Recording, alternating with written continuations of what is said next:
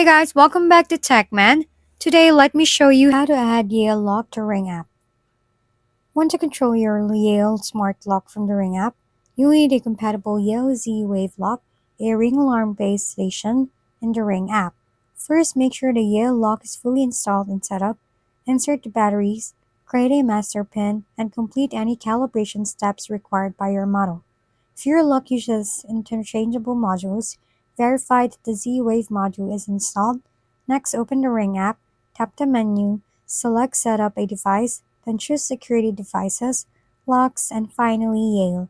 Now put the Yale lock into pairing mode. On most models, this is done by entering the master pin, pressing the gear button, going into the network settings, and selecting Z-Wave Setup or Join Network.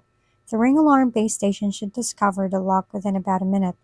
Once it's detected, follow the prompts in the Ring app to give the lock a name, assign it to a room, and test the lock and unlock functions.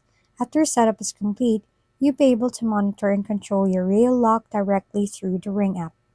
If we've been helpful, kindly give us a thumbs up, and don't forget to hit the subscribe and bell button for more contents.